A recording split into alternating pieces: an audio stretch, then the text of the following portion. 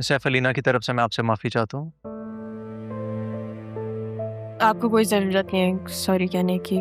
Sorry उसे कहना चाहिए, आप क्यों कह रहे हैं? अलीना को मैंने फायर कर दिया। क्या? नहीं सर, आप प्लीज़ उसे फायर मत करें। मैं रिज़ाइन कर रही हूँ, शहबाज मेरा लेटर लेके आता ही होगा। सैफ ये सब क्या है?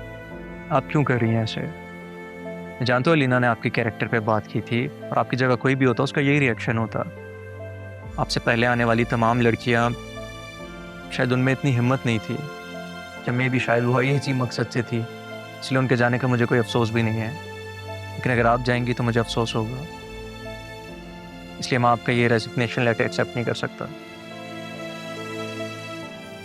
सर आप मेरा लेटर लेके फाड़ भी दें तब भी मुझे यहाँ से जाने से कोई भी नहीं रोक सकता। ठीक है, तो फिर मैं रब नवाज से पहले R&B के तमाम शेयर्स खरीद लेता हूँ। खरीद लें,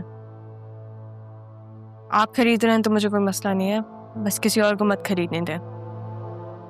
आखिर क्या लगाव है आपका इस कंपनी के साथ? आप तो वहाँ जस्ट एक इंटर्न थी। मेरे नाना जान की कंपनी है वो।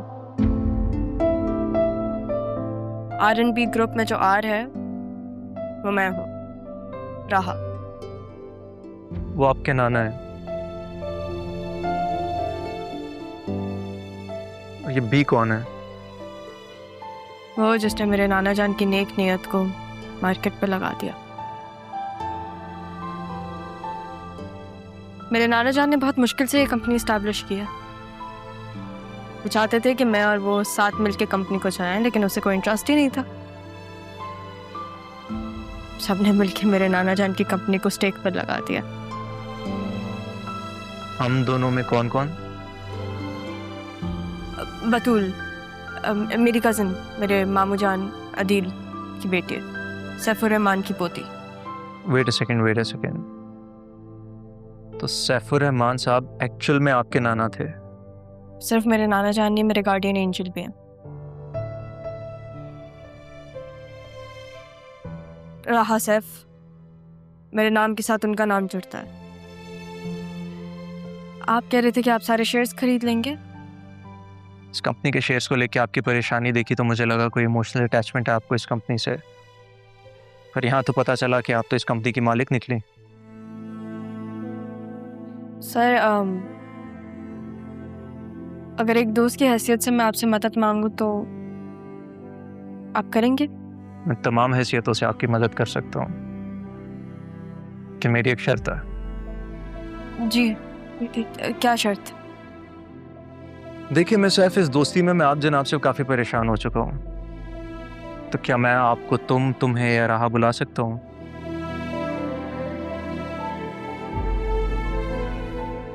बिल्कुल। परफेक्ट। चलो अब तुम मुझे बताओ इस कंपनी के बारे में जो जो तुम्हें पता है।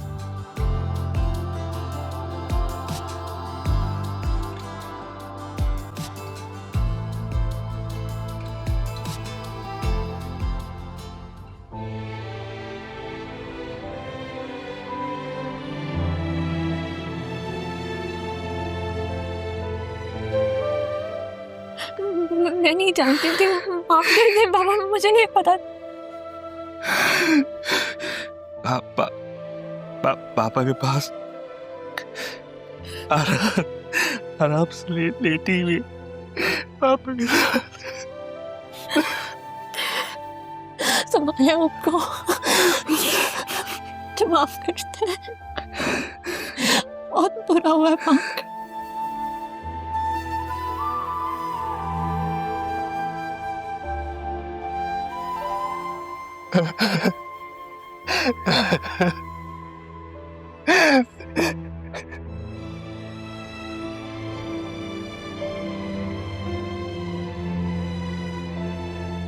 काश तुम्हारी माँ राह के साथ ऐसा सलूक नहीं करती। आज तुम्हें यह दिन देखना नहीं पड़ता।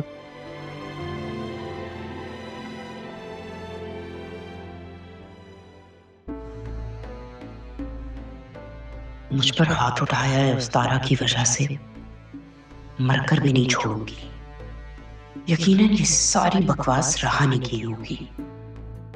तारा खुद चली गई तो राहा को क्यों छोड़ गई? ले जाती इसे भी।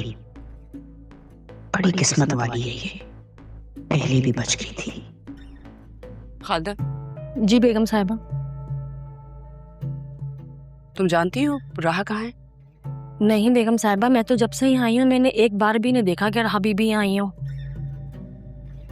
तो तुम ये नहीं जानती कि तारा की डेथ हो गई है? क्या? ये कब हुआ?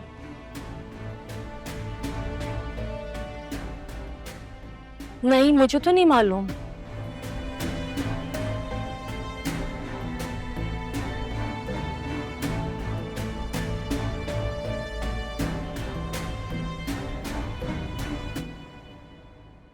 मैं आपको कंधा भी नहीं दे सका।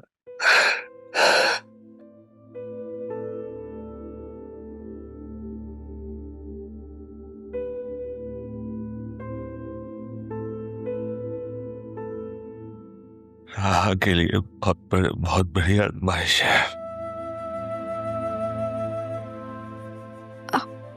आप मिले राहा से?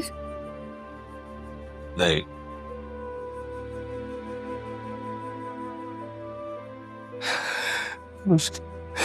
मेरे लिए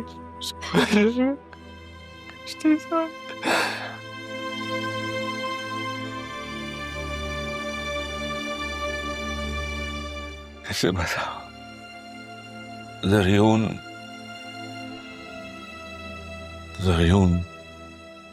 पहले से शादीशुदा है।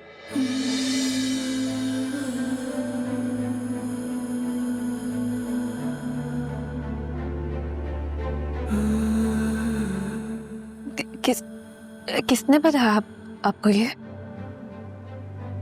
अरमान ने।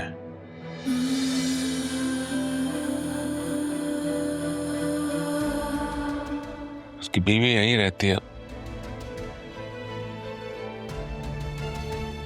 धोखा दिया है उन्होंने हमें। ज़रियून ने फ्रॉड किया है तुम्हारे साथ। दोनों बाप बेटे झूठे मक्कार फ्रॉडी हैं।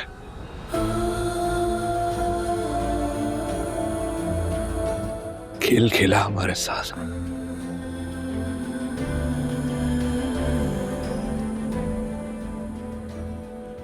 अब मिलेगा तो पूछूंगा मैं उससे।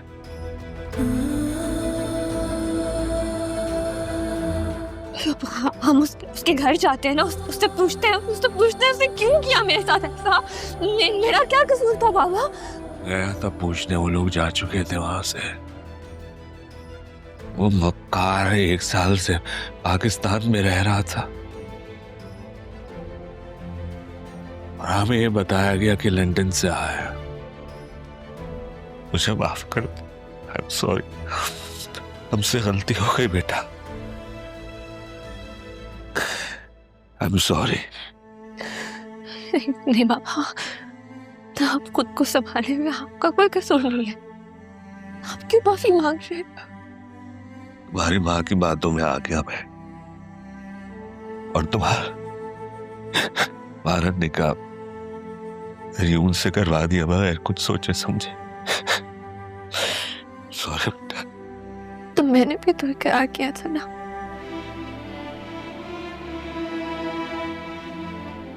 अब छोड़े उन सब बातों को। बस आपको मामा पे इस तरह से हाथ नहीं उठाना चाहिए था। पता नहीं क्या क्या और छुपाया हुआ है आसिया ने। पता नहीं कौन से राज है जो खुलेंगे अभी।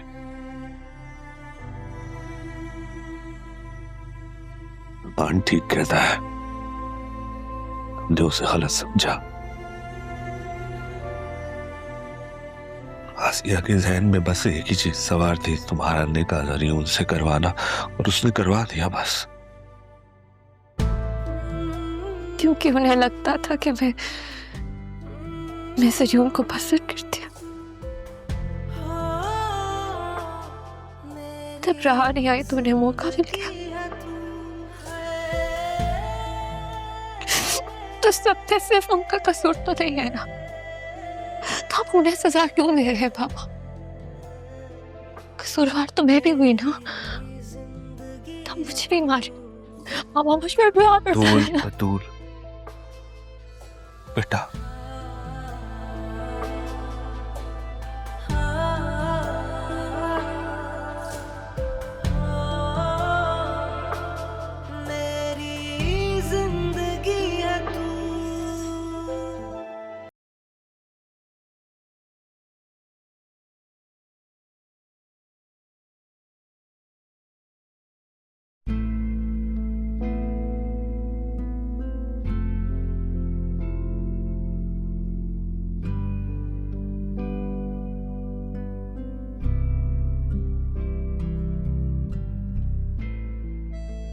ये मैं नहीं लगाया था कि मैं पहले आइडिया होता तो एम्प्लॉय की जगह सीईओ लिखता। जिस तरह से कॉन्फिडेंटली आपने अपना बिजनेस संभाला है, दैट्स कमेंडेबल। मेरे नाना जान का बिजनेस, इसमें मेरा कुछ नहीं है। वैसे सब कुछ आपका ही है, नजर उठा के तो देखें।